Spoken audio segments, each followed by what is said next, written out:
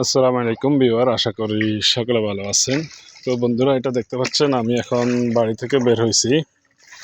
বন্যার অবস্থা দেখাচ্ছি আপনাদেরকে। এই যে এটা হচ্ছে, দেখেন আমি পরে গামছা পরে বের হয়েছি, কাঁধে লুঙ্গি নিয়েছি, গেঞ্জি, এবং এই দেখেন কাঁধে নিয়ে বের হয়েছি এগুলা।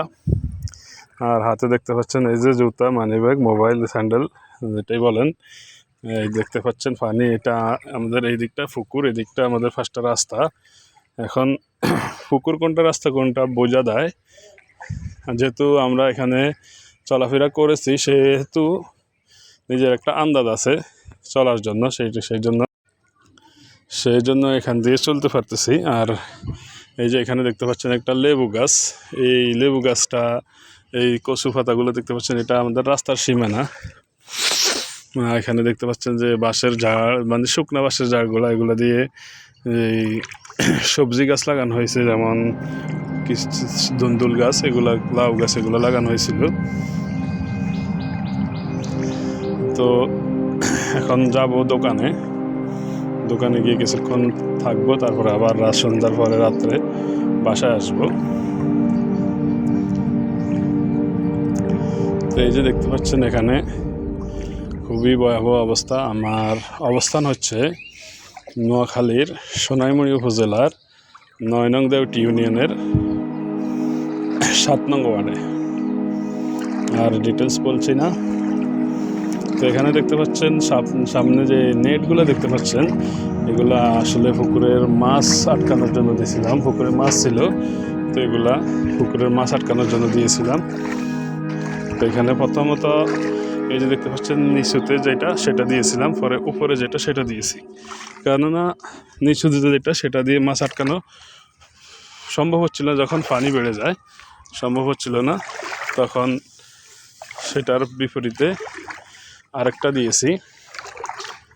আর এটা হচ্ছে আমাদের রাস্তা, এখানেও হাঁটুর উপরে পানি, যেটা বাড়ি থেকে বের হয়ে মেন রাস্তার দিকে যেতে হয়।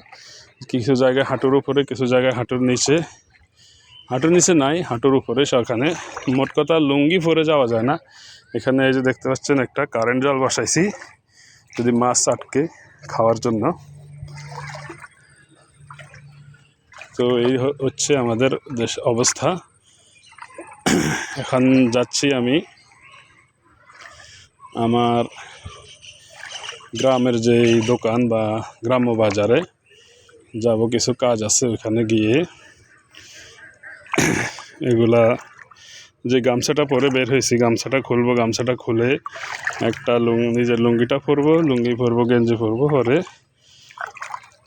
দোকানে যাব।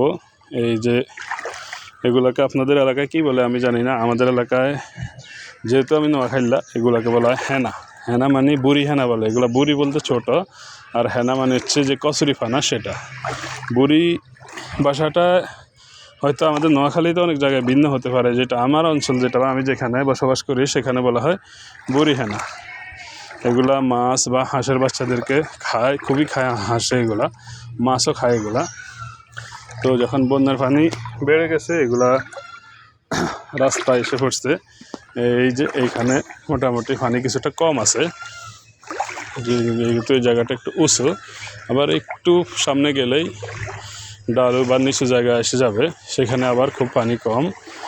আর পরে যেটা সামনে হচ্ছে কালো রাস্তা, যেটাকে আমরা বলি আমাদের এলাকায় কালো রাস্তা, মানে ফিস ডালা যে রাস্তাগুলো হয় সেটা।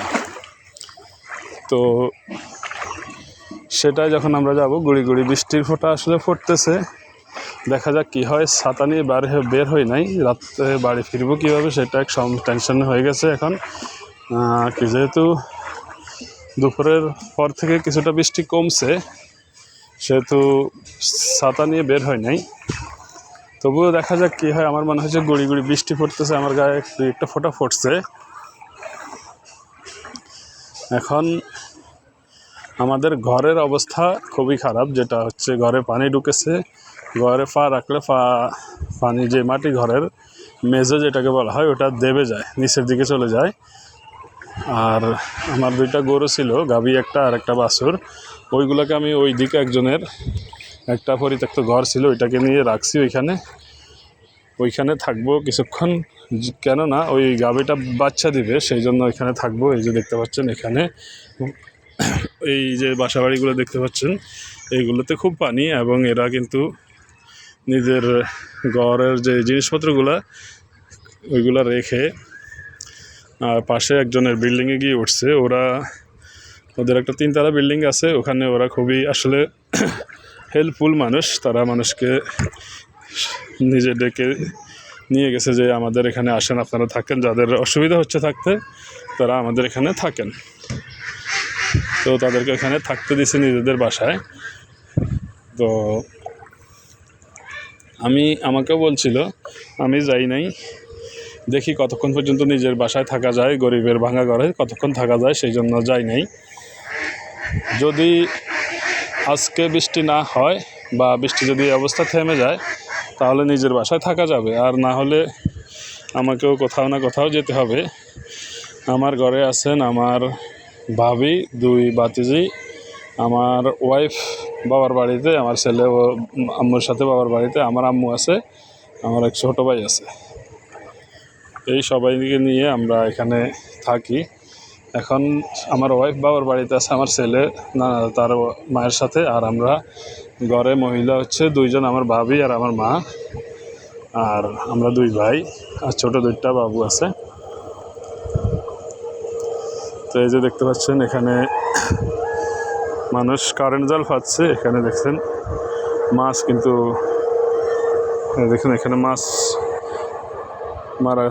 মারা গিয়ে ফসে গেছে, উনি নেয় নাই, জানি না, হয়তো বা কোনো কাজে কর্মে ব্যস্ত।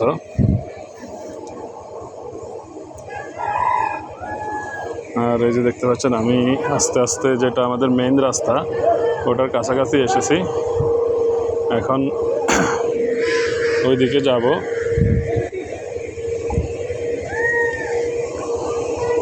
এই যে আইতেছে আমাকে সাগর ভাই, এই বন্যা আক্রান্ত মানুষ আসতেছে ভাই, আপনারা এই লোকটারা সাহায্য করেন ভাই। এই দেখেন কি অবস্থা, এই দেখছেন নি? তো আমরা এসে গেছি আমাদের যেটা মূল রাস্তা এসে গেছি। এই যে দেখা যাচ্ছে ফিরোজ, আমাদের এলাকার ছেলে। এই যে কালো রাস্তা এসেছে এখানে, যেখানে এটা মেইন রোড যেটা, সেখান থেকে খুব স্রোত যাচ্ছে, পানির স্রোত। এই যে দেখতে পাচ্ছেন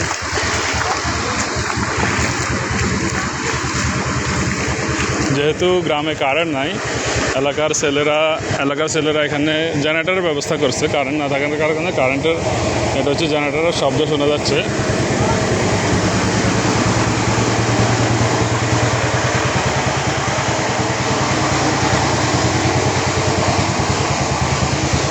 এই যে গ্রামের মানুষজন কী অবস্থায় আছে দেখেন।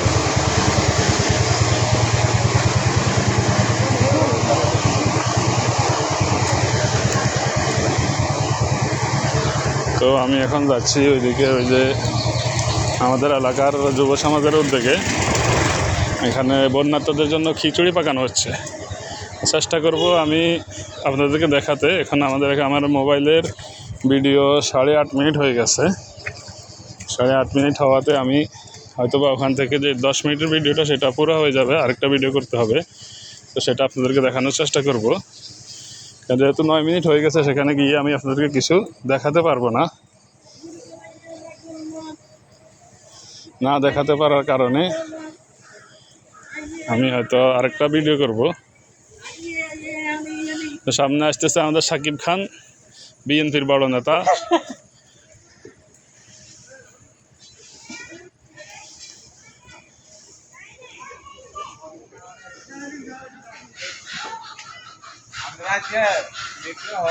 হ্যাঁ, সবাই অবশ্যই হরা দিতে হবে। তালা আনছি, তালা মার হরা দিই। হ্যাঁ, থাকো আইতে থাকো। হ্যাঁ, হ্যাঁ।